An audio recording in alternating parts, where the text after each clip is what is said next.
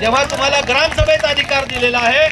जर ब्लास्टिंग होत आहे तर कलेक्टर साहेबांच्या ऑफिसला तडा जात नाही, कोणाच्या घराला तडा जातो? तुमच्या घराला तडा जातोय। म्हणून ती ग्रामसभा वापरायला शिका। त्या डॅमचं पाणी आहे ते कलेक्टर पिणार नाही, कोण पिणार आहे? त्या विहिरीचं पाणी कोण पिणार आहे? मग खराब का करायला देता? मग खराब का करायला देता? तुम्हाला पाणी प्यायचं तर तुम्ही राखलं पाहिजे। तुम्ही बाहेरच्या लोकांना परवानग्या देता, कंपन्या करता। आज या कंपनीचं पाणी कुठे जाणार आहे? खराब असलेल्या ह्या कंपनीचं पाणी कुठे जाणार आहे? तुमच्या वैतरण्याच्या खाडीत जाणार आहे। ते केमिकलचं पाणी कोण पिणार? मासे खाणार आहेत आणि तेच मासे कोण खाणार? माजारी कोण पडणार? मासे का तुम्ही? ह्याचा का नाही विचार करत आहेत? तेव्हा तुमची ग्रामसभा कुठे असते? तेव्हा तुमचं मालक पण कुठे असतं? एवढी सारी धुलदाण होणार आहे। ते मजा मारणार, मोठा नफा कमवणार, करोडपती बनणार आणि तुम्ही वेगवेगळे आजार घेऊन इथेच मरणार आहेत। आणि हे जर तुम्हाला थांबवायचं असेल तर तुमची ताकद, तुमच्या ग्रामसभेची ताकद तुम्हाला वापरावी लागणार आहे।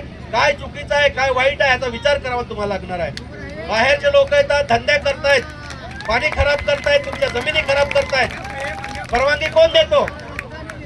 परवानगी कोण देतो? कुठला सरकार तुमच्यावर जबरदस्ती करत नाही, परवानगी तुम्ही देता। तुमची ग्रामसभा परवानगी देते।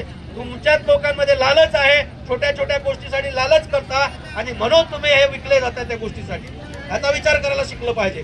लोकांना दोष देऊन काय होणार नाही, सत्ता तुमच्या हातात आहे। बिरसा मुंडाने मानता ना, काय सांगून गेला बिरसा मुंडा? अफवा दिसूम अफवा राज, म्हणजे काय? आमच्या गावात कोणाचं सरकार? आपचं सरकार। हमारे गाव में हमारा राज। आहे का तुमचं राज?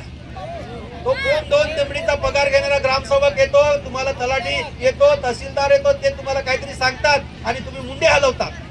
हा, साहेबांनी सांगितलं कागद बरोबर आहे। तुम्ही कधी विचार करतात का तुमच्या गावात ब्लास्टिंग होणार आहे, खदान काढणार आहे, कंपनी येणार आहे, केमिकलचं पाणी तुमच्या नदी खराब करणार आहे? याचा कधी विचार करता? ज्या कुठून कंपनीतून धूर निघणार आहे, कुठला इंडस्ट्रियल तो काही कंपनीवाला धूर घेणार नाही, तो तर एसी कॅबिन मध्ये बसतो।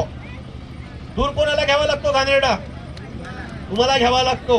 ह्याचा विचार करायला शिका। आणि म्हणून ह्या गोष्टीचा विचार करा। ठीक आहे, आपण आलो, सगळ्या गोष्टी केलोय, बिरसा मुंडा आहे, राघोजी भांगरे आहेत, आज तंटे मामांची जयंती आहे, तर ते नुसतं नाचून होणार नाही। ते का जगले, कशासाठी जगले, त्यांचे विचार तुम्हाला घ्यावे लागणार आहेत। का म्हणून त्याने आपलं जीवन आपल्यासाठी दिलेलं आहे। आणि म्हणून नुसती घोषणा करून होणार नाही, अबुआ दिसू मबुआ राज बोलून होणार नाही, तर ते राज तुम्हाला तुमच्या गावामध्ये आणावं लागेल। ते हजारो वर्षापासून आपल्या अशिक्षित धडाडी लोकांनी टिकवून ठेवलं, पण आज आम्ही शिकलो, ते हुकलेलो आहोत आणि ह्याचा विचार करावा लागणार आहे। आणि म्हणून ग्रामसभेच्या माध्यमातून तुम्हाला जे स्वातंत्र्य मिळालेलं आहे, तुम्हाला स्वशासन मिळालेलं आहे, त्याचा अवलंब करावा लागणार आहे। ग्रामसभा फक्त बसण्यासाठी नाही, घरकुलासाठी नाही आहे, तुमच्या गावाचं हित करण्यासाठी आहे। चांगली शाळा पाहिजे, चांगला आरोग्य व्यवस्था पाहिजे, चांगला दवाखाना पाहिजे, चांगली शिक्षण व्यवस्था पाहिजे, ह्याच्यासाठी तुम्ही वापरलं पाहिजे। आज अंगणवाडीमध्ये काय खेळ चाललेला आहे ते दाखवण्यापुरतं अंड असतं, त्याचं अर्ध दिलं जातं। ही परिस्थिती आहे। काय परिस्थिती आहे? हे कोण करणार? आम्ही सांगतो आदिवासी लोक ह्या देशाचे मालक आहेत का? तुम्ही मालक? सगळे गुलामीमध्ये जगतोय। कुठे धर्माची गुलामी, कुठे पक्षाची गुलामी। तुमचं स्वतःचं डोकं वापरता का? ह्याचा विचार करावा लागणार आहे। त्या शाळेमध्ये आपली पोरं शिकतात, कधी जाऊन विचारलंय का मास्तर येतो की नाही येतो?